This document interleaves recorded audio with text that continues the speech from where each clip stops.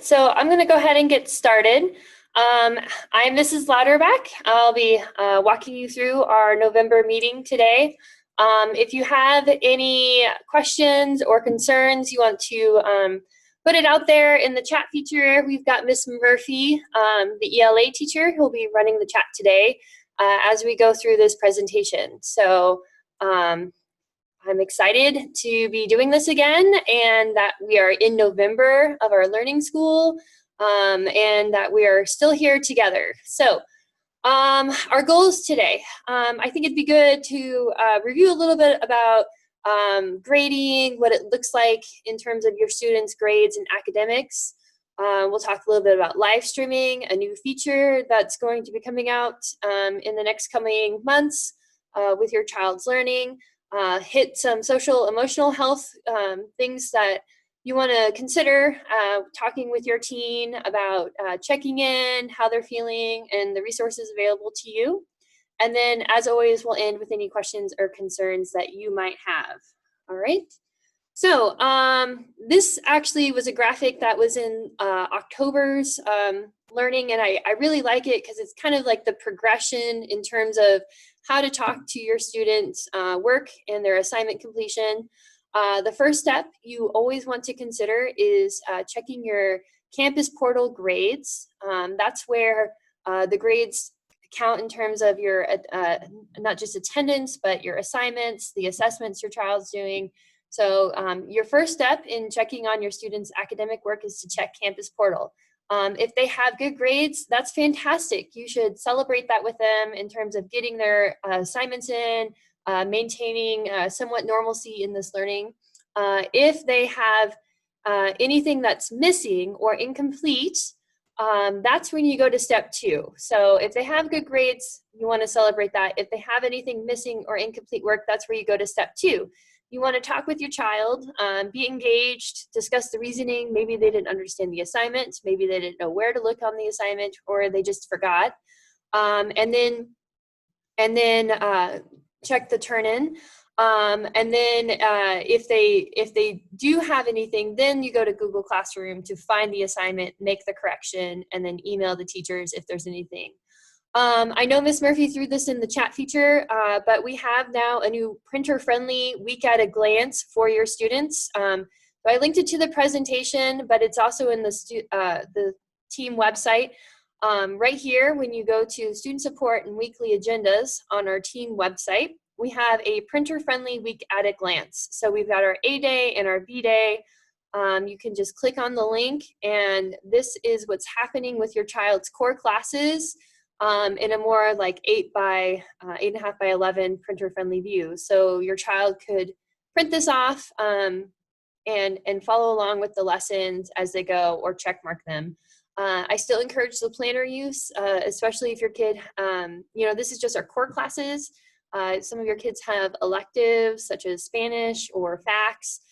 So those aren't incorporated in this printer-friendly version, but the rest of your core classes are. So it's always good to still print off, to fill out your planner, but this is an addition for you as well, the parents. Okay, so checking Campus Portal, talking with your students, and then going through Google Classroom. That's kind of the progression. I also want to highlight a few things, a few differences between Infinite Campus and Google Classroom. I think there's some confusion, not just with the parent side, but also with the students on the differences between Infinite Campus or Campus Portal and Google Classroom. Infinite Campus, and that's what the teacher's version is. I should have named it Campus Portal here, but that's your go-to place for checking attendance, grades, seeing assignments. You can get notifications and announcements about your child's grade. There's lunch information and school fees. So that's kind of the go-to when it comes to parents, is the Campus Portal and checking your information. Google Classroom, that's really just how we deliver the instruction. So that's where we're giving our day-to-day lessons, checking work completion, giving feedback and communication, and then sending out other educational apps to your students in learning. So Google Classroom, I know some of you have signed up to get the notifications. That's the daily work, the daily delivery of your child's learning. It's Campus Portal that you really want to check in terms of grades and attendance. There's also, I linked here, support to Infinite Campus. If you go to the link, and my computer's running a little slow right now. There we go. Okay. But there is a parent student help center right here that you can go and get help with your learning. And then there's like little tutorial videos on understanding Campus Portal and Campus Student for your child and learning. So I highly recommend you use this. The high school will use Campus Portal a lot, so it's good to kind of get more familiar with it now. Moving on, here it is. Here, this is also going to be on the website as well, but talking about notifications between Campus Portal and Google Classroom. Some of you have signed up for the email summaries about your child's learning. Again, Google Classroom is the day-to-day learning instruction. You can get notifications with Campus Portal. And this slideshow is also in the website, but you can get specific notifications on Campus Portal for your child based on grades, assignments, attendance, and it'll send you alerts if they have an assignment missing, or even if they get a score below a 70% on the assignment. So you can set that up on your mobile device with your phone and get alerts on your child's learning as they go. So this is kind of a nice, neat little feature to be always monitoring your child's progression. Even if you're not checking it every day, just the occasional check, that'll be good too. It's just having those open discussions with your student. Okay, attendance. One of the things we've been noticing on attendance is sometimes this can't always be happening, but we are seeing kids who are getting pulled out from their in-person school days to go to doctor's appointments and assignments. And one of the things the teachers would like to request is that if those could be done at an at-home learning day, if we want to make the most of our time in person as we can. If your child is going to be gone from school, absent on those in-person days, they need to contact the office, please. And more importantly, we want the parents to be contacting the absences. We're getting an increased number of students who are emailing teachers telling us that they're not going to be at school today, which is fantastic. That's good to notify us. But at the same point, they're not telling, like, there's no guarantee that it's being referred to the office and that double check of the office. And most of our students are very honest, and that's great, but we are getting the occasional kids who are saying that they're not at school today because they're sick or doing other things, and then it's not coming through with the attendance. So you want to make sure that you are communicating your absences to the office, the main office. If your child is, if they are gone, you want to call the office themselves. It's nice to get, I know as a teacher, I like to get the little reminders that, oh, they're gone. You know, just make sure you check Google Classroom and stay on top of things, but it's not, communication's not being sent to the office is the point. Advisory attendance each day is between 2:15 and 2:50. We are having some kids who are missing their advisory check-ins with their Google Meets. So we encourage you to go in through and make sure that they're checking in between this time. We are getting some emails from students saying that they missed the advisory late at night. Some of us are getting emails at 8, 9 p.m. That they missed the attendance for advisory. So there's nothing we can do about that, but we definitely need to make sure that we're trying to hit that. This is that like face-to-face contact that we're trying to make and establish relationship with kids, is that advisory time. So please make sure you encourage your child to log in between that time for attendance on their off learning days. In terms of communication, I also want to reiterate some information here. Email is kind of the preferred method and the quickest response time for the WAVE team. We're really quick at trying to send emails to students and parents when we can about their information. But please recognize that we have designated office hours that you can get specific more help with your child. And then if there's anything even more specific we need to talk about, or even bring in the counseling staff and administration, we have team time. This is like that third tiered at risk or at needed support with the team time here. But I was asked to mention as well, please recognize that even though we are really good at responding to emails and trying to help your child with their learning, we also have family at home that we're trying to spend time with. And so we have to be reasonable in the responses. We're getting some emails from kids. I mean, it's kind of concerning how late they're staying up to email, that are happening at 8, 9, 10, 11, even past midnight sometimes, emailing us concerns about their grades. And we're not going to be available during that time as well. So we want to be mindful of time and place, anywhere between the workday, and is always a feasible time and quick to respond. But we are getting an influx of emails happening very late at night, and we want to make sure that your teachers probably aren't going to respond because they're at home with their families trying to get that time in, or they're also trying to work on the next day as well. So definitely during the school day, anywhere between 7:30 and 3:30, that's always a good time, and we'll try to make sure that gets moved across as well. Okay. So live streaming. All right. We are beginning the trial period of this. If you've been following along with the board meetings that have been taking place on Monday, there's a lot of discussion about live streaming and a lot of discussion about trying to move to the next stage of bringing all the students back into the building. Right now, our case numbers for the county don't look so well, but we're still trying to find ways to implement learning to our students. And so the board and the middle school is looking at starting to integrate live streaming to their classes as well. We're still waiting on some information in terms of directive as well to live stream, but essentially it's going to be a chance for your student to log in and get some of the daily instruction as if they were in the class setting. So we want to pay attention to remind in Google Classroom for dates on when these learning opportunities will be happening. We want to be flexible with the teacher and the students.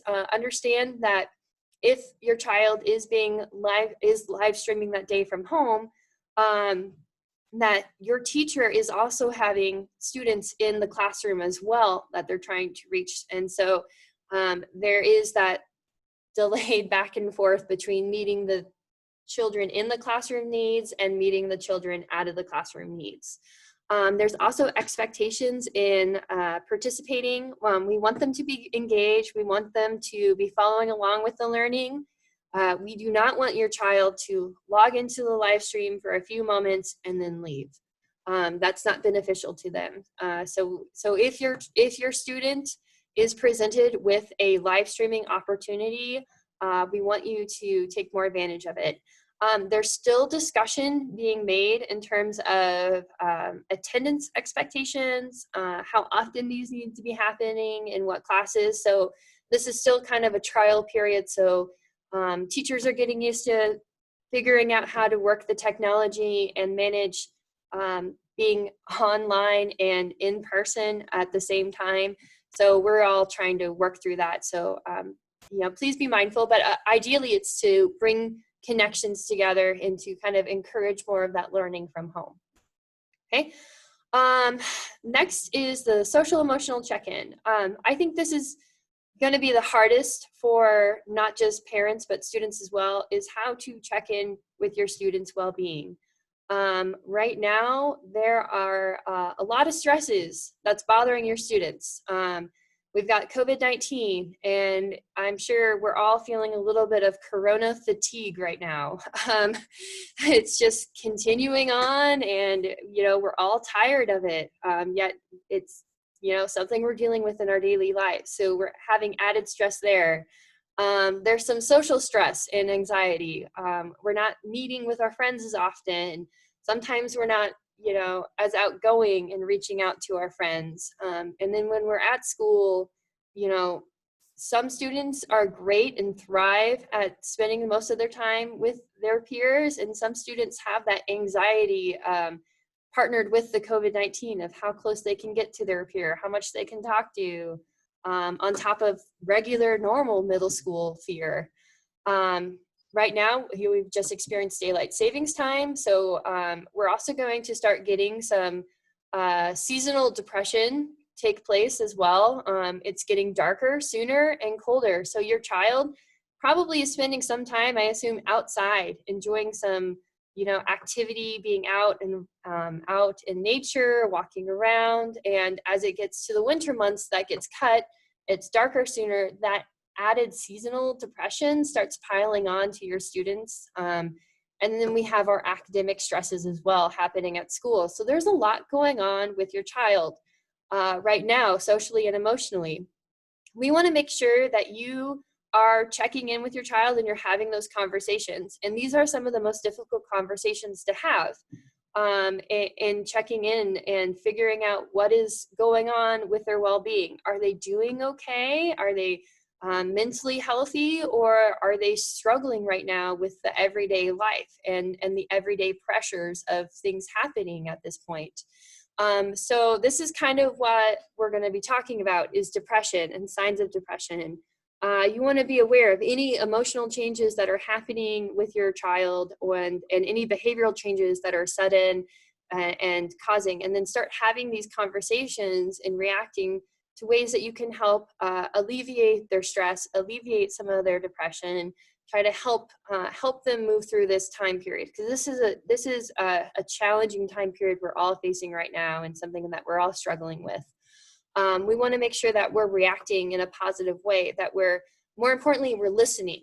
My parents always told me I have 2 ears and 1 mouth for a reason, so that I can listen twice as hard. So we want to listen to our teen, our student, and figure out what's the root cause of their issues, talk out their feelings, make statements that you recognize how they're feeling, encourage healthy habits, and then find ways to kind of reduce the stress and depression that's happening in their lives. Sometimes it's just understanding. A lot of times I tell my kids in the classroom all the time, some days it's like, I'm just feeling so overwhelmed right now. Got to take a moment to take a breath, count to 10, reset myself, and try to get going. Sometimes it's a little harder, and there are even more grim type feelings happening. And so at that point, if it's something that's overwhelming to you, the parent, I highly recommend seeking out our counseling staff. And they also encourage Family Service and Guidance Center as ways to help, or resources that are available to you, the parent and the student, to help with this emotional change. Because I think we're all getting, again, that corona fatigue, the stresses of school. There's a lot going on. And as we continue on this path, we need to be very mindful, very observant of our students and children, and so that we're having these open discussions. And it's not something that should be a worry, about. I think that stereotype of talking about our feelings is part of the problem, and why we have such concerns take place in the schoolings. So if we are open about talking about our feelings and our stresses with our students, and then they share their responses as well, we can work together on finding ways to kind of alleviate and make some healthy decisions. I also want to tell you, there's this great resource about depression from Family Service and Guidance Center. I'm not going to play it. It's a video, but it's 45 minutes long, and they have so much information here. They also have the Google slide. They have the entire slide presentation and the video on their website, which will be posted as well. But it's just something that as we go into the winter months and the continuation of this, we just want to be observant and do what's right for our kids. So if you have a moment in your day or at night, I would encourage you to watch through that. Okay, so, oh no, I don't want to watch it. Sorry. Anyway, but here's the information as well in terms of, the counseling office, the 8th grade counselor is Susan Holmes. I've got her number and email available for you. If you're having these conversations with your children and you're a little bit worried and concerned, do reach out. Same with Family Service and Guidance Center. I've got their address, phone number, and website. If you go to the website, which I encourage you to do, I didn't realize how much stuff there was available to parents about their children's well-being until I actually reached out to our counselor when I was getting ready to prep for this. And I find there's so much information out there, that good quality information that I'm going to try to use in my own family and try to kind of help monitor and watch in class as well. So just some things there. Okay, so I'm at the 12:25, the end of my presentation. I am available if you have any questions or concerns, or you're welcome to throw them in the chat feature and I can answer that as well. But or you can unmute and ask your question. Other than that, that is the end of my presentation today.